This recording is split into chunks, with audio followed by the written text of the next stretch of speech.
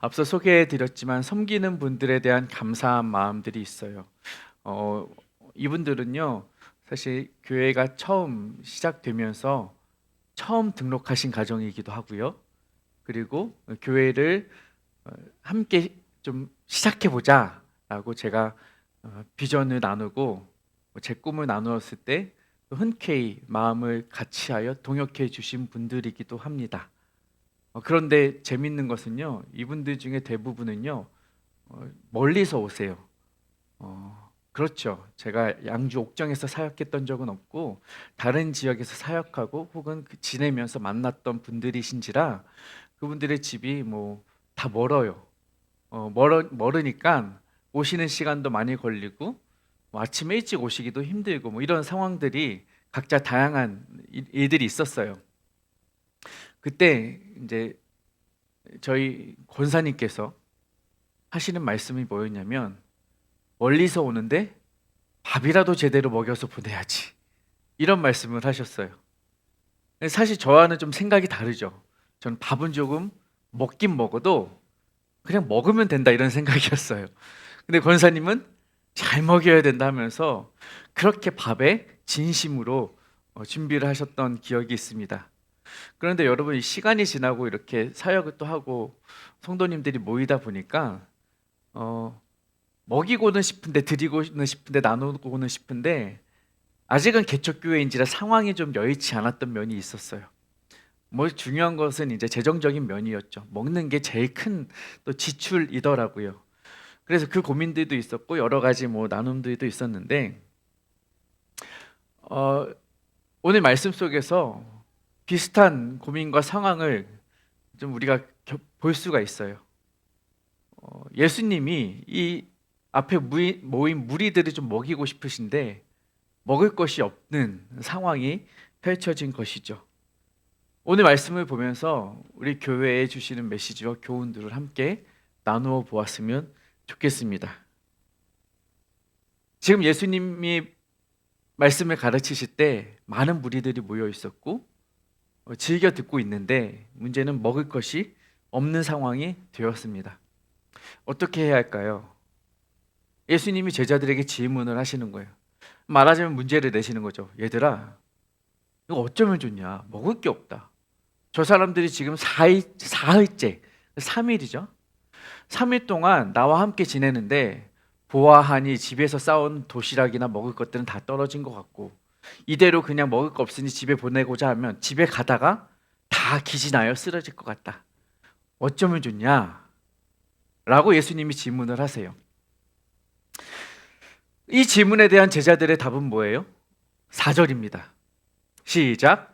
제자들이 대답하되 이 광야 어디서 떡을 얻어 이 사람들로 배부르게 할 수 있으리까? 여기 뭐라고 적혀 있어요? 어디서 떡을 얻겠습니까? 제자들의 반문을 하는 거예요. 여기가 어디예요? 광야라고 적혀 있어요. 광야예요. 그리고 4절에 광야이고 6절에는 땅이라는 표현이 등장을 해요. 이 땅은 무슨 땅이냐? 아무것도 없는 무의 상태의 땅을 의미합니다. 그냥 흙밭. 그러니까 광야이고 흙밭이에요. 그냥 어디 가서 쑥이라도 캐서 쑥떡이라도 해 먹으면 좋겠는데 그게 되겠느냐고요. 안 되는 상황입니다. 어디서 지금 이걸 얻을 수 있겠습니까? 라고 제자들이 대답을 하는 거예요. 그리고 여기에 보면 주어가 하나 빠졌는데 이 사람들로 배부르게 할 수 있는 그 사람이라는 주어가 빠졌어요. 티스라는 단어인데 이것은 무슨 의미냐?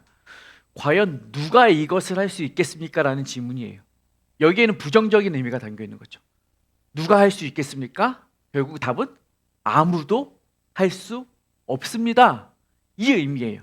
그러니까 제자들은 지금 뭐라고 답을 하느냐? 주님, 질문을 해주셨는데 저에게 물어봐 주셨는데 답은요, 먹일 수가 없습니다. 이게 제자들의 답이에요. 계산해 보니 안 되겠다는 거예요. 앞에 있었던 사건, 오병이어 사건 기억하시나요?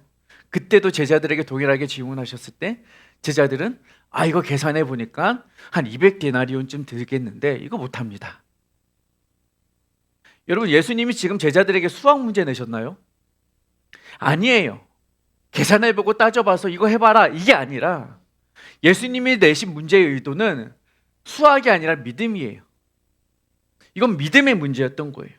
이미 그들은 오병이어를 경험했고 예수님이 그들을 5천 명이나 먹이시는 사건을 몸소 체험한 사람들이라고요. 그러면 이들의 대답에서는 뭐가 나와야 하느냐? 주님 지금 보니까요 저희 수중에 떡이 7개가 있네요. 물고기가 2마리가 있네요. 우와, 7병이어예요. 이전에는 5병이어로 5천 명을 먹이셨는데 그때보다 더 많아요. 더 먹일 수 있겠어요, 예수님? 걱정 마세요, 예수님. 저희가 다 준비할게요. 명령만 하시죠. 뭐 이런 대답이 나와야 하는 거죠. 그런데 제자들은 안 되겠습니다. 제자들의 믿음 없음이죠. 제자들의 믿음 없는 표현이 여기뿐만이 아니라 뒤에 오늘 본문 읽지 않았지만 14절과 16절에도 또 나옵니다. 함께 읽어보겠습니다. 시작. 제자들이 떡 가져오기를 잊었음에 배에 떡 1개밖에 그들에게 없더라. 지금 이들에게 떡이 1개 있는 거예요. 그 상황이 있어요. 예수님이 물으셨어요. 그때 제자들이 16절에서 또 뭐라고 말을 하느냐? 제자들이 서로 수군거리기를 이는 우리에게 떡이 없음이로소이다. 자, 14절에 떡이 몇 개 있다고 했어요? 1개 있어요. 근데 제자들이 봤을 때 그게 몇 개 있다고요? 우리에게 떡이 없다. 없어요? 있어요. 1개지만 적지만 있다고요.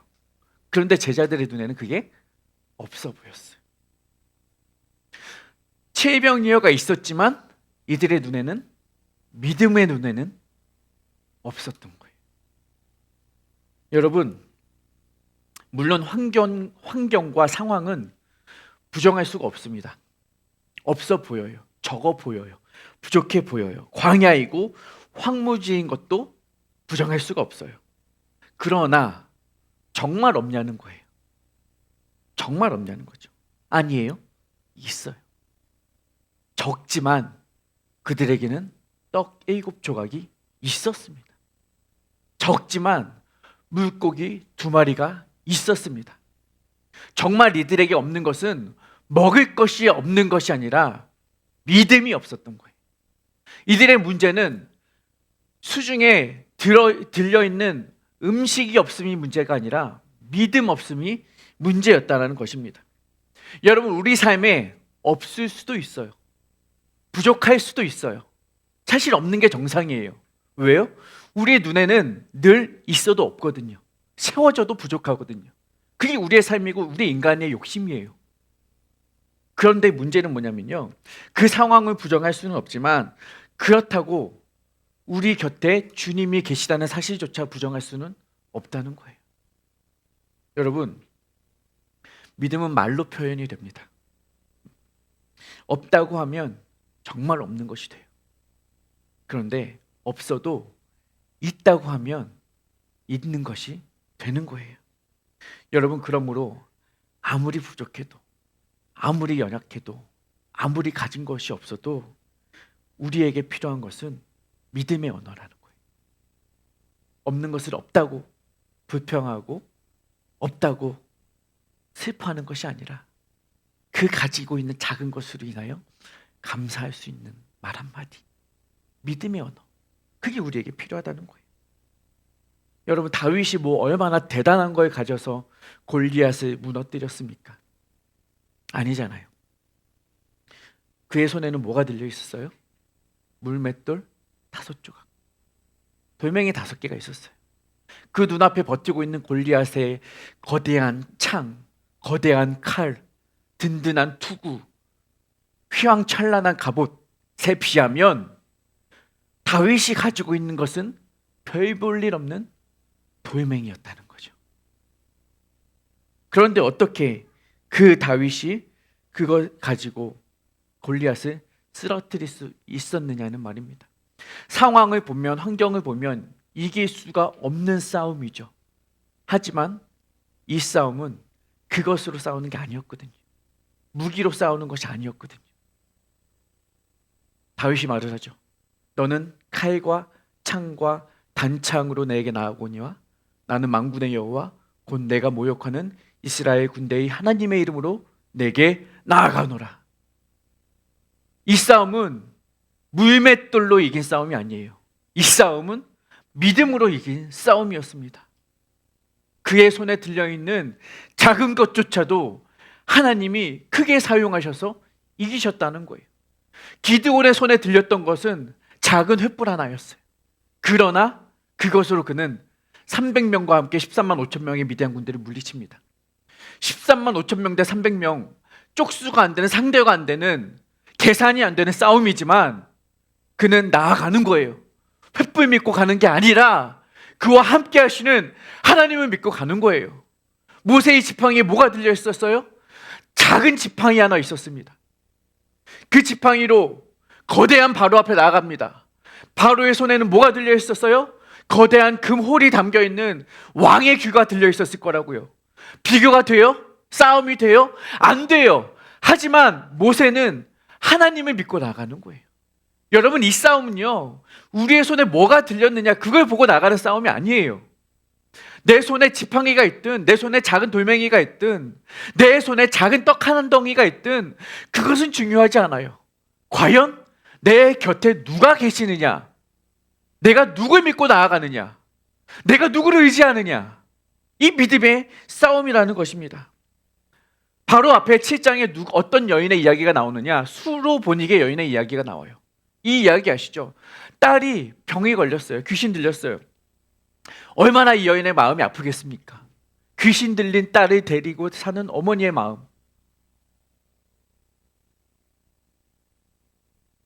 이 여인이 예수님께 가서 물어봐요. 요청을 해요. 뭐라고 말을 하냐? 상 아래 개들도 아이들이 먹던 부스러기를 먹습니다. 이 여인이 예수님께 가서 대단한 걸 요청합니까? 엄청난 걸 요청해요. 예수님, 제대로 된 것 좀 먹어봅시다. 먹고 죽은 귀신이 때까지 없다던데 한번 상다리 휘어지게 좀 차려주십시오. 아니잖아요.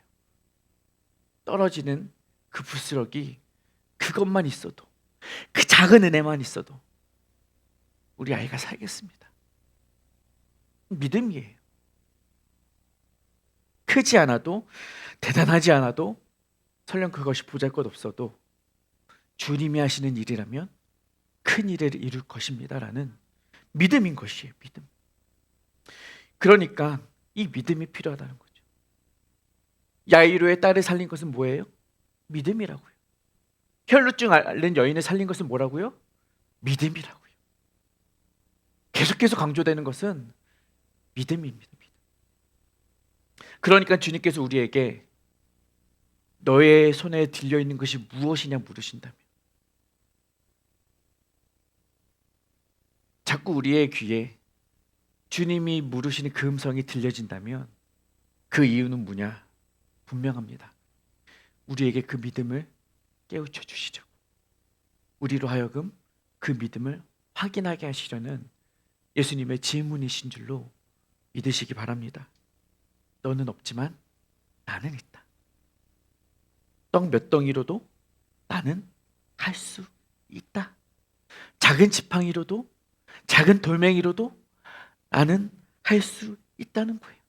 아니, 설령 너에게 지팡이가 없어도, 너에게 떡 한 덩이가 없어도 나는 할 수 있다. 그깟 떡 아무 필요 없고 나에게는 의미가 없다. 나는 너의 손이 빈손이라도 나는 할 수 있다. 그것을 보여주시는 거예요. 우리에게 떡을 요구하신다면 그것은 어떤 의미이냐? 우리의 믿음의 표현이고 우리의 믿음의 분량인 거예요. 너가 과연 얼마나 드릴 수 있느냐? 너의 손에 드린 것이 무엇이냐? 그것만 있어도 나는 할 수 있다. 그걸 나에게 드려라. 이걸 주님께서 우리에게 말씀하시는 것입니다. 그러므로 여러분, 내 손에 아무 것이 없어도 그 빈손을 채우시는 하나님을 믿으시기 바랍니다. 설령 그 빈손을 채우시지 아니하시더라도 비어있는 손으로 일하시는 하나님의 능력을 신뢰하시기를 바랍니다. 그런데 우리는 어쩌면 여전히 우리의 비어있는 손만 봅니다. 우리의 상황만 탓하고 우리의 환경을 탓합니다. 주님, 내가 없어요. 12절을 보십시오. 바리새인들이 나와서 예수를 힐난하며 그를 시험하여 하늘로부터 오는 표적을 구하거늘. 여러분, 바리새인들은 표적을 구합니다. 예수님이 표적을 안 보여주셨어요? 안 하셨어요? 지금까지 계속해서 표적을 보여주셨어요. 먹이셨고 고치셨고 입히셨고. 그런데 바리새인들은 뭘 구해요? 또 다른 표적을, 하늘의 표적을 구하는 거예요. 이들은 표적이 부족해서 달라는 게 아니에요. 뭐냐? 내 마음에 맞는 표적을 구하는 것이죠. 내가 받고 싶은, 내가 보고 싶은 표적을 구하는 것입니다. 우리도 똑같아요. 없다고 생각하고 못한다고 생각해서 또 다른 걸 구해요. 내가 원하는 걸 안 주시면 내 마음에 맞는 거 주세요. 끝까지 달라고 요구하는 것이죠. 욕심입니다. 이런 사람을 만나고 이런 공동체를 주시지만 또 다른 사람 만나게 해달라고, 또 다른 공동체 달라고, 또 다른 환경을 열어달라고, 또 다른 직장 보내달라고, 뭐 이것저것. 그러면 주님께서 이들에게 표적을 보여주시면 이들이 그 표적을 보고 깨달을 수 있을까요? 그것도 아니라는 거죠. 18절에 보면 너희가 눈이 있어도 보지 못하며 귀가 있어도 듣지 못한다라고 말씀을 하세요. 믿음이 없으면요, 무엇을 보여주어도, 무엇을 손에 쥐어 주어도 보지를 못해요. 깨닫지를 못하고 감사하지를 못하는 것입니다. 그렇다면 중요한 질문은 뭐냐? 어떻게 하면 우리가 그 예수님의 일하심을 보고 경험할 수 있는가? 첫 번째는 작은 것이라도 드리라는 거예요. 우리가 오병이어 사건을 통해 보죠. 어린아이가 드렸던 작은 도시락 하나로 5천 명이 먹고 남는 은혜를 누립니다. 칠병이어도 마찬가지였겠죠. 오늘 본문에서도 이것은 누군가의 도시락이었을 거고 누군가의 헌신이었을 것입니다. 그런데 그것으로 4천 명이 먹고 남는 은혜를 경험하는 것입니다. 앞서도 말씀드렸지만 우리 링크처치도 먹을 것에 대한 고민을 해왔죠. 아직까지는 잘 먹고 있습니다. 줄여야 하나, 뭐 돈을 받아야 되나, 뭐 고민도 하지만 계속 먹여보려고 합니다. 이 일이 의미가 있다면, 이 일을 통해서 공동체가 함께 기쁨을 누릴 수 있다면 해보려고 합니다. 이 일을 위해서 뭐 누군가는 작은 도시락을 드릴 섬기는 마음이 생긴다면 그것으로도 감사하겠지만, 설령 그 손이 없더라도, 그것이 마르더라도 그렇게 되는 순간에 하나님께서 또 그 상황을 이겨나갈 지혜를 주시겠거니 하고 믿음으로 가는 것입니다. 그러나 이 물질의 헌신보다 더욱 강조드리고 싶은 것이 있습니다. 그것은 바로 자신의 시간을 드리라는 것입니다. 여기 지금 예수님이 앞에 모여있는 무리들 다 하루 먹고 하루 벌고 하루 먹어 사는 일일 소작농들이었을 것입니다. 평민들이고 서민들이었으니 그러지 않았을까요? 그런데 이들이 지금 광야에 머문 시간이 며칠이라고요? 사흘입니다. 3일째 일을 안 하고 있어요. 무단결근입니다. 무슨 배짱입니까? 그리고 이들이 와서 뭐 합니까? 말씀 듣는 거예요. 여러분, 이들이 만약에 나 지금 가서 일해야지. 집에 지금 내가 먹여 살려야 할 처자식이 몇인데 내가 이러고 있는 거야.